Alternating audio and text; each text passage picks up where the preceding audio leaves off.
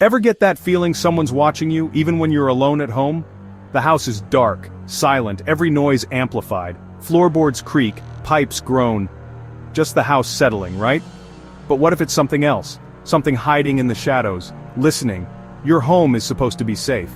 But what if the monsters are already inside? Strange sounds, odd chills. Houses have histories, and some secrets refuse to stay buried. These aren't just stories. People swear they're true. Ordinary homes, ordinary streets, maybe even yours. Tales that make you check the locks twice, that make you wonder what really goes bump in the night. Are you brave enough to listen? Go ahead, leave a light on just in case. Because after these stories, your home might feel a little different. You might start listening more closely to those nighttime noises. You might start seeing things in the shadows. Are you ready? Don't say I didn't warn you. Let the shivers begin. The living room lights flickered, then died, plunging her into darkness. Lightning flashed, casting monstrous shadows on the walls. Her heart pounded as she fumbled for her flashlight.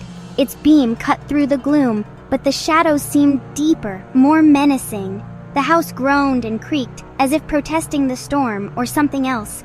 Was it just the wind, or was something waking up? Sarah shivered, and it wasn't just from the cold. The storm outside raged, but inside something felt even more dangerous. She tried to convince herself it was just an old house on a bad night, but deep down she knew something was wrong. The darkness felt alive. She wasn't as alone as she thought. The storm was only the beginning. Something was waiting. Sarah loved old houses. She found a Victorian on Hemlock Lane. Big, shadowy, and almost too cheap. She moved in on a crisp autumn day, eager to fix it up. That first Friday night, a storm rolled in. The sky turned sickly green, wind howled, rain lashed the windows. Alone in the creaky house, Sarah felt the darkness press in. Then she heard it. A faint, deliberate thump from the hallway. It came from the basement door, the one she'd locked earlier. Thump, pause, thump again. Footsteps, slow and heavy, climbing the basement stairs. Each step echoed in her chest. Impossible, she thought. The door was locked. Then came a new sound. Squish, thump, squish, like wet shoes on wood. The basement was damp, but this sounded like someone had come in from the storm. The footsteps climbed, steady, up toward the main floor. Sarah's breath caught. Who or what was coming up those stairs? The storm outside was nothing compared to the terror rising inside her. She gripped her flashlight, paralyzed. The sounds grew louder, closer. The old house seemed to hold its breath. The footsteps stopped at the top of the stairs. Silence. Sarah waited, heart pounding, afraid to move. The storm raged, but inside, something else was awake. She wasn't sure which was worse, the storm or what was in her house. And then the doorknob rattled. Thunder shook the house. Sarah huddled on the sofa, blanket tight, ears straining for any sound beyond the storm. She held her breath, listening, too terrified to move. The doorknob jiggled, a tiny metallic rattle in the silence. Was it her imagination, or was something really there? Then a heavy silence fell. The footsteps had stopped. Was it waiting, listening for her? Sarah knew she had to act. With trembling hands, she gripped her flashlight and crept toward the hallway, but she couldn't bring herself to open the door. The presence faded with the storm, or maybe just grew quiet. Morning brought sunlight and muddy footprints on her kitchen floor. They led away from the basement door, which was still locked from her side. How was that possible? The mystery lingered, chilling her more than the storm ever could. Some secrets stay locked, others find a way out. Sarah never slept soundly in that house again. The storm had passed, but something had been unleashed, and it wasn't leaving. Sarah froze, every muscle locked. The footsteps stopped just outside the basement door. The one she knew was locked. Mark wasn't easily spooked. He built the cabin himself, knew the woods well, but sometimes he felt it. A prickle on his neck, the sense of unseen eyes watching from the trees. His only defense, a single porch light, a fragile circle of safety. Every evening he'd flip the switch, pushing back the darkness. Lately, though, the woods seemed to press closer, the shadows deeper. The light felt less like protection, more like a challenge to whatever waited beyond.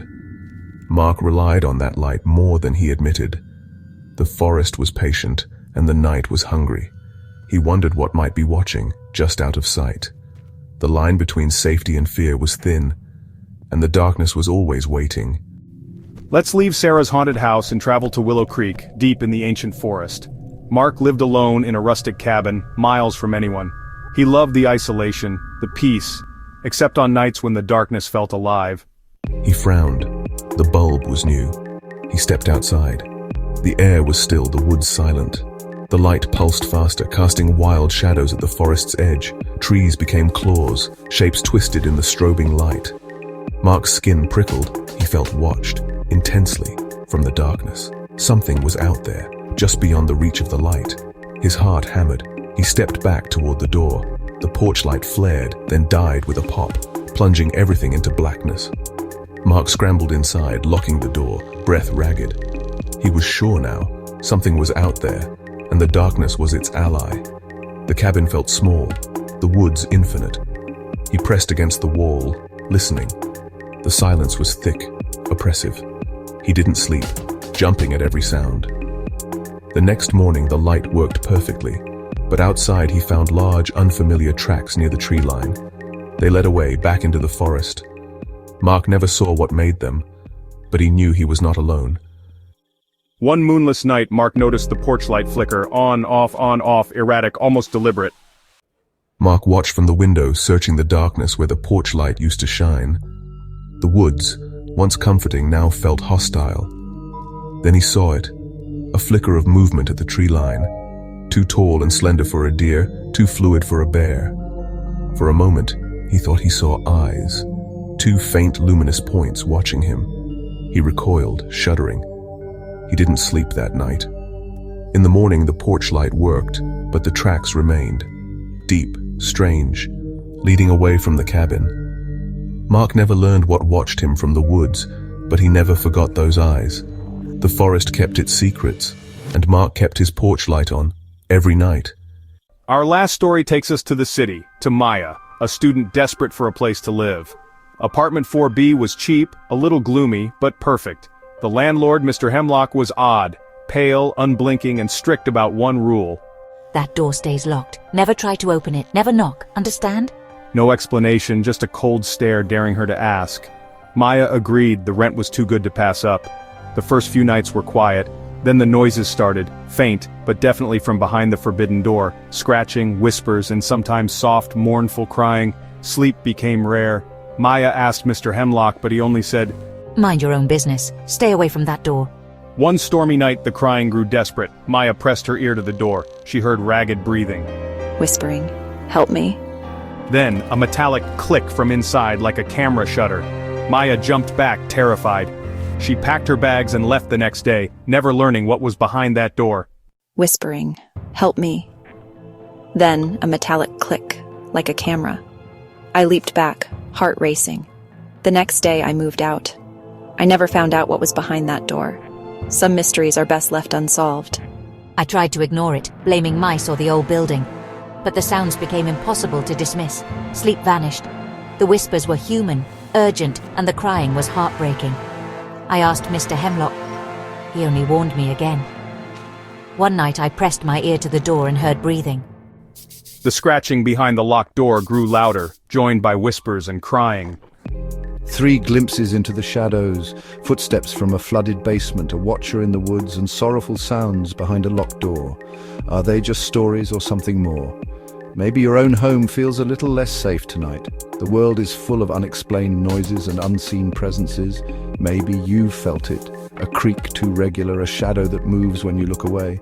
Homes can hold extraordinary fears. Basements echo with more than emptiness. Porches border the unknown.